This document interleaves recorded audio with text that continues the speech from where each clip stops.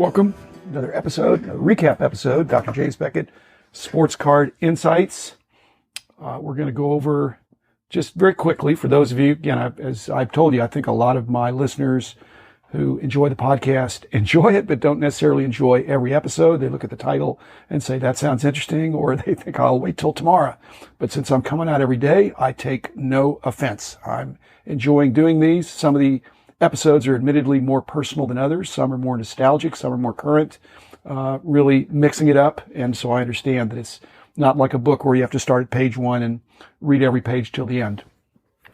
Episodes 99 up through 118. But first, thanks to our sponsors, Beckett Media, Beckett Grading, Beckett Authentication, as well as COMC, comc.com, Huggins & Scott, Heritage Auctions, Burbank Sports Cards, Mike's Stadium Sports Cards, Topps, Panini, and Upper Deck.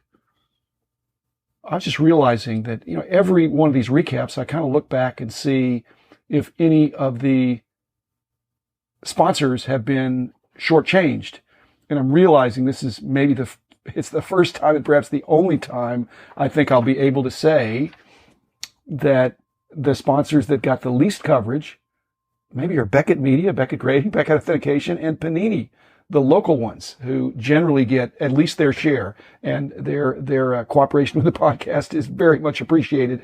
And so this was a group of 20 episodes where I actually tried very consciously to do a few more of the phone interviews and bring in some of these other themes. So it's a 20 episode string that I was reasonably pleased with. I'm always looking for feedback so we can do more of what you like and less of what you don't. But we started off with the investment fallacy article that was the counterexample with Jimmy Fisher. And that actually was very well received, listened to, downloaded quite a bit. And I think he's a nice guy, and he's got his own Facebook group. And so that was enjoyable just to sit down at a show and do that with him and note that so many of those investment fallacies that had been discussed in the previous week or two, he was doing a lot of right things. So, thanks, Jimmy, for participating in that. And I'll see you again at the next big show where you come down here. Episode 100, the recap. I don't recap recaps. 101 began kind of a series where I broke it up. Started out with Rich and I. True confession, it's more fun to do it with Rich, but Rich also has a job, and so he's busy doing his COMC stuff. But occasionally I could get him to come down here, and we'll bat around some of these things. And we just had a good time talking about what if we were in charge of the card companies or had major input as to what would make an excellent card in the design, not just the aesthetics, but what goes on the card and how it gets on there and all that. So we started off with just talking about the size of the card, which has obviously been 2.5 and 3.5 predominantly for so long. But that was fun, and we did some more. And then I've started doing some of these shorter episodes. Again, it's a daily podcast, and so I don't really want to do 7 days a week, but some of these shorter ones on the weekend that I'll put a letter suffix on are ones that I can do before the weekend, so I'm not having to scramble on a Sunday morning instead of going to church.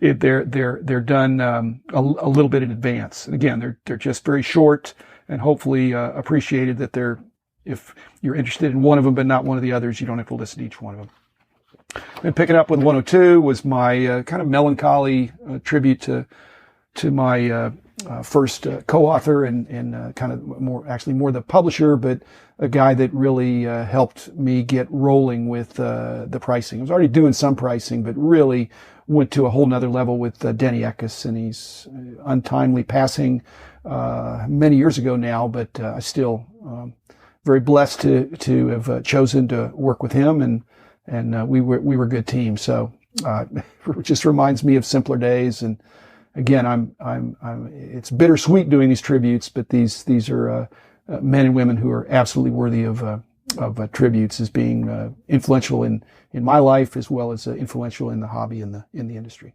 103 was my phone interview with Chris Carlin out at Upper Deck, and we talked about what Upper Deck's got cooking for 2020.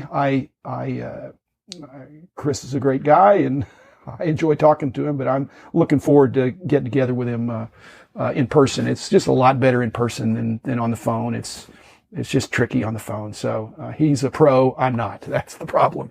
104 was the origin story with Rich Miller of Sports Collectors Daily. Did a couple of episodes in this group with Rich, and again, he's another media pro. Did it over the phone. He's been very active. I've been a long time subscriber of his Sport Collectors Daily and highly recommend it. It's another one of those things that at Beckett Publications we thought about doing that, but we just, for whatever reason, it wasn't something that got high enough up on the radar that we could go forth with that. So he does a great job, and just enjoy getting that. I guess I get it 5 days a week, but it's 3 or 4 stories. Again, just go to Sports Collectors Daily and subscribe. It's free, and again, very, very helpful. 105, 106, and then the 106 A, B, and C, those were all more on the card design preferences. The one that stood out, because I'm experimenting with these shorter episodes, I found out that people really don't like sticker autographs. I knew that in advance, but that one got more hits and more listens, and again, some negativity there. My point in that was that I don't think the card companies want to do sticker autographs either. It's an additional step. It's again, the people that I know at the card companies are former collectors or current collectors, actually, and some used to work for me. They're level-headed, they're sharp, they're hardworking and smart.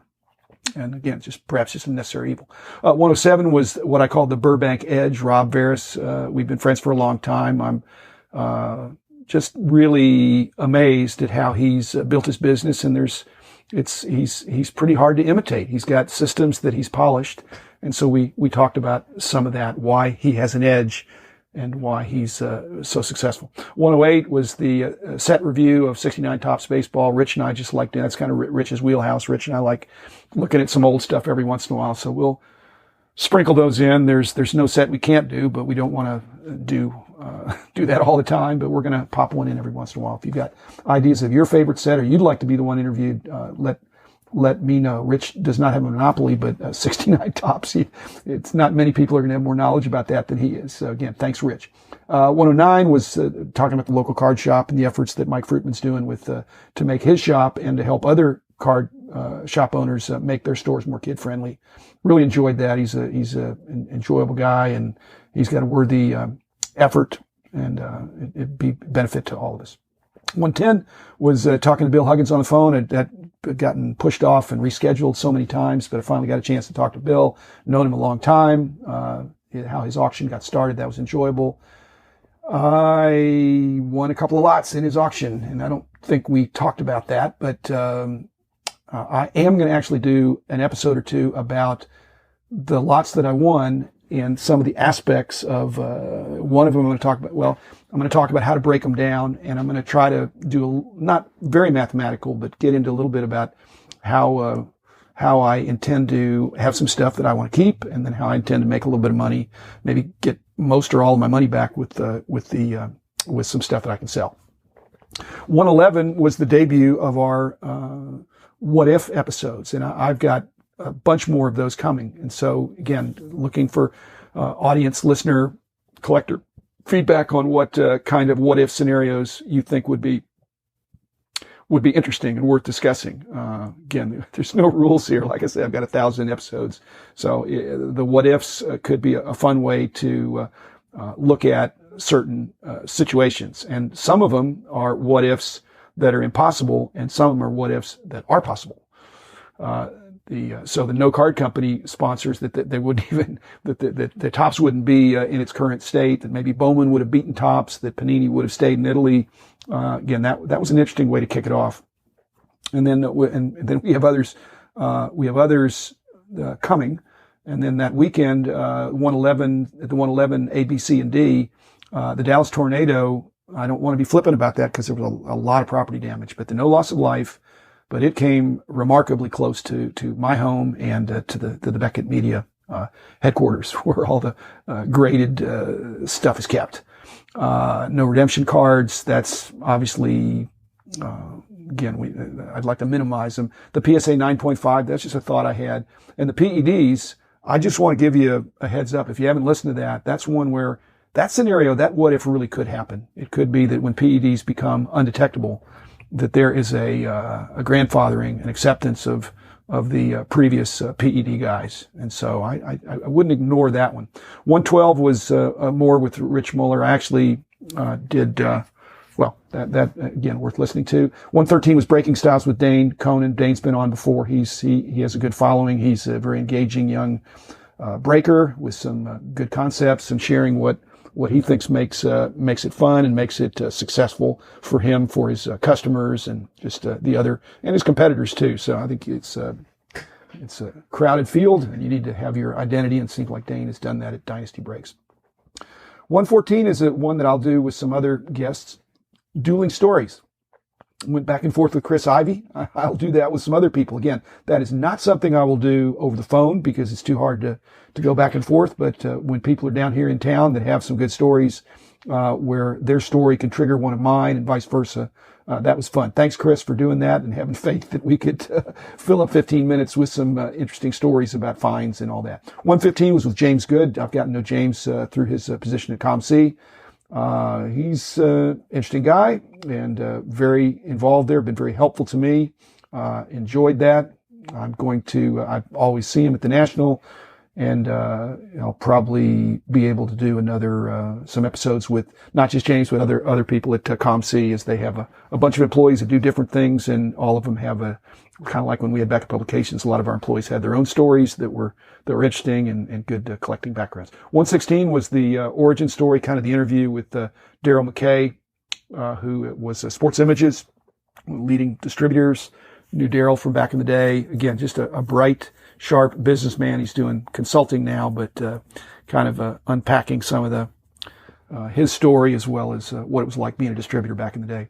116 A and B, those were just these, and C, those were just again more car design preferences and investment fallacies that were triggered by things that came after the original ones.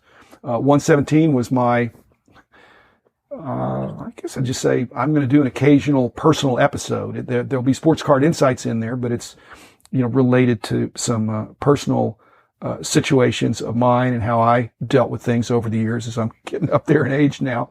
And so I hope you'll forgive some of these personal reminiscences, but I'll do those occasionally. Again, with 1,000 episodes, I'm not going to run out of things to say, but I'm going to have a chance to say different things. Next Christmas, I'm sure I'll do something different. But this first Christmas of doing the podcast just seemed to go back to some of that would be a good thing. Again, if you've got Christmas memories, maybe next Christmas we'll talk about some of the listeners, some of my friends' Christmas memories that relate to Sports Card Insights. Obviously took Christmas Eve and Christmas Day off. Not that listening to a podcast is onerous work, but it's just another way to acknowledge those are important holidays. And 118 was just a little riff on Boxing Day and the different ways we could discuss that. It's the many meanings of boxing and how Boxing Day is kind of misunderstood and not even really it's not even really an American holiday. I do actually have listeners in the UK, so maybe that legitimizes it. So still having a really good time doing these podcasts. It seems like each recap I do, I've got a few more people that are checking in and either sending me emails at drjamesbeckett@gmail.com or finding some way to get me to communicate and just say, hey, I like what you're doing. I'd like it, but I like this more than that. And I'd like you to do more of these. And here's a couple of ideas. So obviously I'm not running out of ideas. You're not running out of ideas. So keep them coming and we will continue this enjoyment for another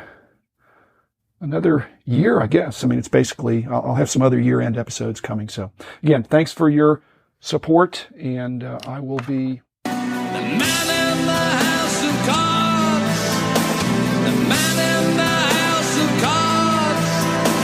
The man in the house of cards is